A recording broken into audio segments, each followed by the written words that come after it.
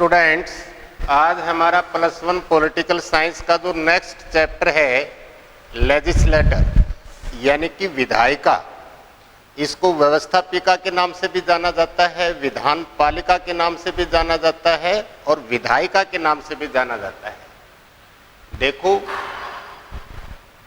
पिछले वीडियो में हम डिस्कस कर चुके हैं जो हमारी पार्लियामेंट है और उसकी जो कंपोजिशन, उसकी जो रचना है, उसके अंग कौन कौन से हैं और उनका जो कार्यकाल, उनके मेंबर जो हैं वो कितने होते हैं और उनकी क्या योग्यताएं होती हैं और कैसे उनका चुनाव होता है, उसके बारे में हम डिस्कस कर चुके हैं।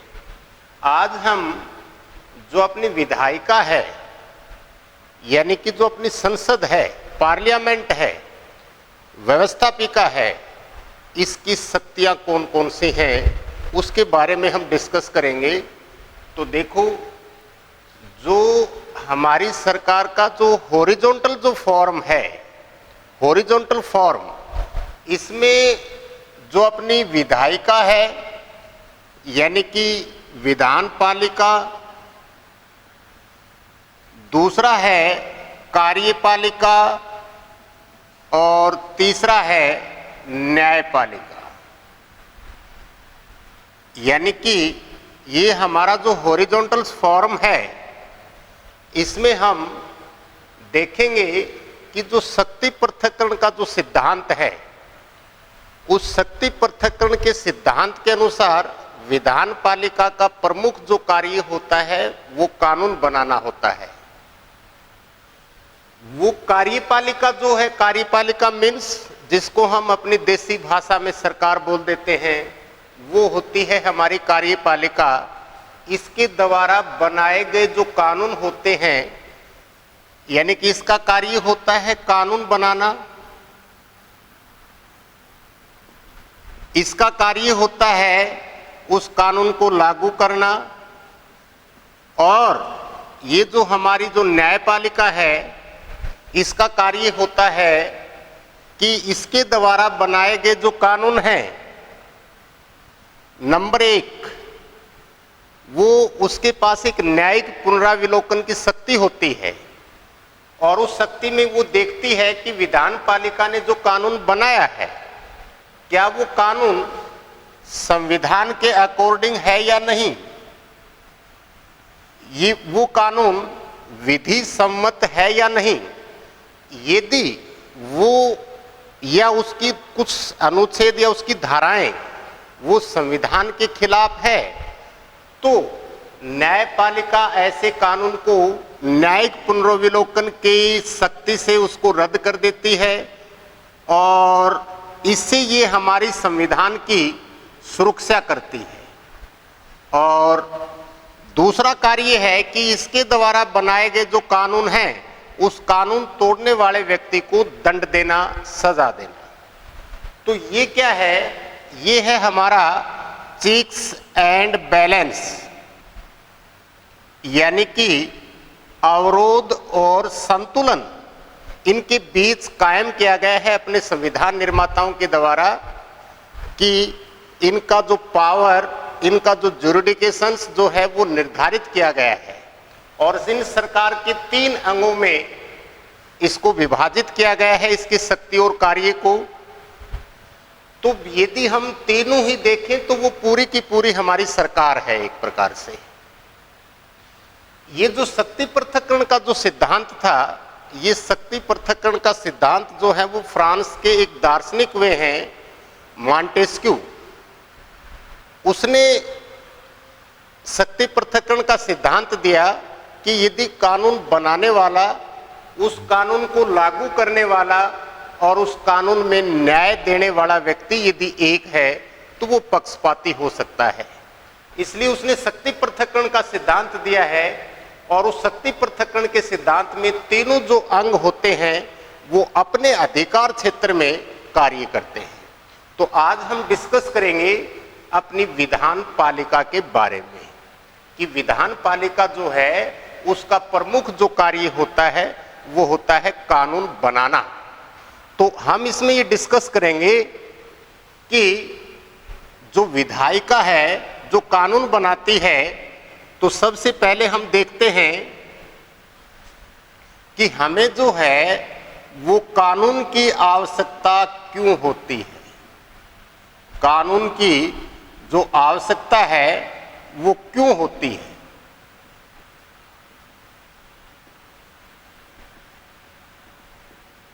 यानी कि हमें कानून की आवश्यकता जो है वो क्यों होती है। देखो, मनुष्य जो है वो स्वतंत्र रूप से पैदा होता है, स्वतंत्र रूप से पैदा होता है, लेकिन वो मनुष्य जो है अपने आप को भय और असुरक्षा के माहौल में पाता है।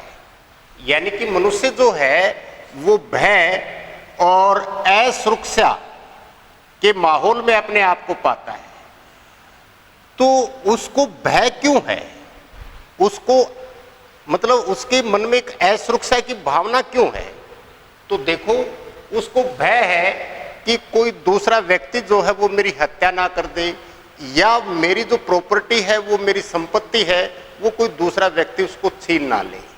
यानी कि उसको अपने जीवन को लेकर के और अपनी सुरक्षा को लेकर के भय का माहौल वो पाता है। अब उस अपने आप को मनुष्य जो है वो सिक्योर फील करे, सुरक्षित महसूस करे, क्योंकि मनुष्य जो है वो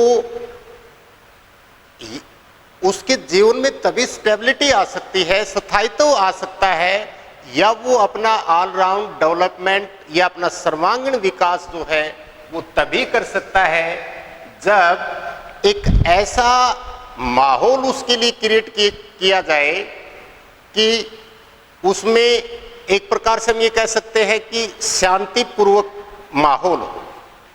तो उस माहौल में ही व्यक्ति जो है अपना विकास कर सकता है। दूसरा क्या है कि कानून जो है वो एक प्रकार से मर्यादा निर्धारित करता है, और उसके पीछे, उस कानून के पीछे जो है एक दंडनात्मक शक्ति होती है। उस शक्ति और उसकी भय से एक व्यक्ति का जो व्यवहार है और दूसरे व्यक्ति के व्यवहार के बीच जो है वो एक संतुलन कायम करता है कानून। इससे क्या है, व्यक्ति के बीच जो एक कानून की जो दंडनात्मक शक्ति है, उससे वो दोनों के जो हित होते हैं, उनके जो इंटरेस्ट होते हैं, वो परस्पर सुरक्षित रहते हैं। इससे जो है मनुष्य अपने आप को सिक्योर फील कर सकता है। देखो, कुछ हमारी सामाजिक मर्यादाएं होती हैं, उन सामाजिक मर्यादाओं का हमें पालन करना होता है, लेकिन उन सामाजिक मर्यादाओं के पीछे नैतिकता होती है, उसके पीछे कोई दंडात्मक शक्ति नहीं होती, लेकिन कानून के पीछे एक दंडात्मक शक्ति होती है। उस भय से मनुष्य जो है वो अपना आचरण, अपना व्यवहार वो निश्चित करता है, ताकि किसी दूसरे व्यक्ति की स्वतंत्रता का हनन ना हो। इसलिए हमें कानून की आवश्यकता होती है, और यदि कानून ना हो तो समाज के अंदर अराजकता, अव्यवस्था, चोरी, डकैती, अपहरण, लूटमार, हत्याएं, इस प्रकार की घटनाएं होंगी। वहां तेरे और मेरे की भावना होगी। वहां जो हम ये कह सकते हैं कि एक प्रकार से उस माहौल में, उस परिवेश में व्यक्ति कभी भी अपना विकास नहीं कर सकता। तीसरा, हमें कानून की क्यों आवश्यकता होती है। देखो, कई बार सरकार लोगों को एक राजनीतिक जागरूकता पैदा करती है कानून के माध्यम से। लोगों को एक पॉलिटिकल अवेयरनेस जो है, एक राजनीतिक जागरूकता पैदा करती है कानून के माध्यम से। वो कैसे? जैसे देखो, 2005 में जब डॉक्टर मनमोहन सिंह अपने देश के प्रधानमंत्री थे, तो उस समय एक कानून बनाया गया था, RTI, राइट टू इंफॉर्मेशन, यानी कि कोई भी प्रशासनिक जो गतिविधियां हैं, कार्यवाही है, उसकी आप जानकारी ले सकते हैं। तो ये क्या है, ये लोगों को एक प्रकार से पॉलिटिकल अवेयर करने के लिए, एक प्रकार से राजनीतिक जागरूकता उनके अंदर पैदा करने के लिए कानून बनाया गया था। इसलिए भी हमें कानून की आवश्यकता होती है। चौथा, हमें कानून की क्यों आवश्यकता होती है। देखो, कई बार कुछ कानून ऐसे बनाए जाते हैं जिससे कि जो हम ये कह सकते हैं कि जो सामाजिक समानता है, उस सामाजिक समानता का माहौल क्रिएट करने के लिए, और उस सामाजिक समानता में क्या है, जैसे देखो, जैसे 2005 में घरेलू हिंसा अधिनियम लेकर के आई अपनी सरकार, 2005 का ये घरेलू हिंसा अधिनियम, उससे महिलाओं के साथ हो रहे भेदभाव, अन्याय, उत्पीड़न, या हम ये कह सकते हैं कि जो डोमेस्टिक वायलेंस है या घरेलू हिंसा है, उससे बचाने के लिए और एक प्रकार से उसको सामाजिक सुरक्षा प्रदान करने के लिए वो कानून बनाया गया। इसी प्रकार हम देखते हैं कि 2019 के अंदर जो ट्रिपल तलाक है, यानी कि जो मुस्लिम महिलाओं को एक प्रकार से ट्रिपल तलाक, जो 3 बार उसको तलाक बोल देने से वो महिला जो है किसी भी अपने बच्चे और अपनी संपत्ति में किसी प्रकार का वो नियंत्रण नहीं रख पाती है, तो उससे क्या है कि वो अपने आप को सोशल अनसिक्योर फील करती है। तो उनको सामाजिक सुरक्षा प्रदान करने के लिए, उनको सामाजिक अन्याय, अत्याचार या शोषण से बचाने के लिए, और उनकी जो बराबरी का जो दर्जा है या एक प्रकार से सामाजिक जो हैसियत है वो बढ़ाने के लिए इस प्रकार वो कानून लाया गया। तो उन मुस्लिम महिलाओं को इससे काफ़ी फायदा मिलेगा। तो ये क्या है, इस प्रकार हम देखते हैं कि सामाजिक सुरक्षा, सामाजिक अन्याय या जो भेदभाव, शोषण, अराजकता या अव्यवस्था, उसको कंट्रोल करने के लिए हमें कानून की आवश्यकता होती है, और उस कानून के अभाव में हम राज्य की कल्पना भी नहीं कर सकते। तो अब देखते हैं, इस प्रकार हम देखते हैं कि हमें कानून की आवश्यकता होती है। उसके बाद हम देखते हैं कि जो हमारी पार्लियामेंट है, जो हमारी संसद है, जिसको विधायिका के नाम से जब भी जाना जाता है, तो इसकी जो पावर है, मैंने आपको पहले ही बता दिया है कि अपनी जो संसद है, इस संसद के 2 पार्ट हैं, लोकसभा और राज्यसभा, ठीक है। और राष्ट्रपति जो है वो इसका अभिन्न अंग होता है। राष्ट्रपति जो है वो इसका अभिन्न अंग होता है।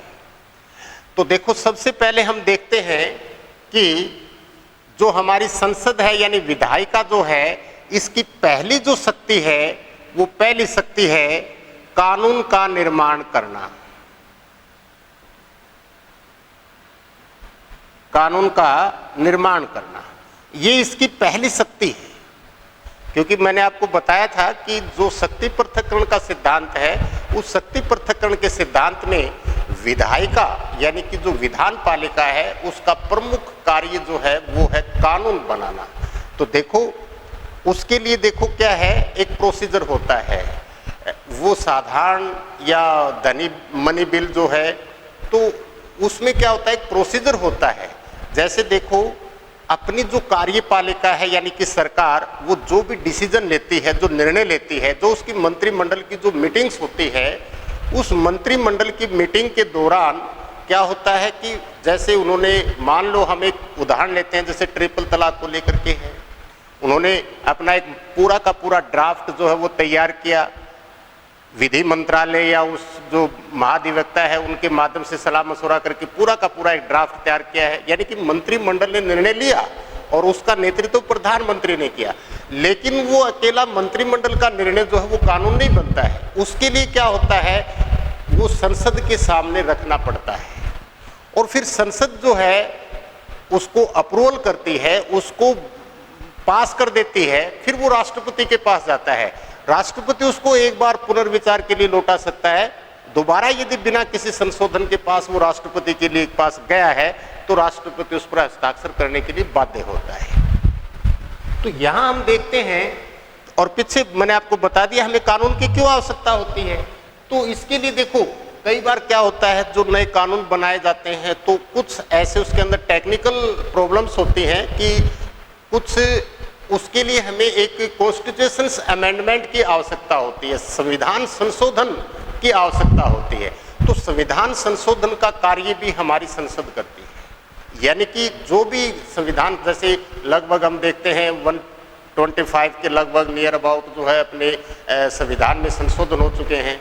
ठीक है। तो वो कई बार क्या होता है, कानूनों को लागू करने के लिए हमें संविधान संशोधन की आवश्यकता होती है, तो उसमें संशोधन करना है तो वो पावर भी संसद के पास होती है।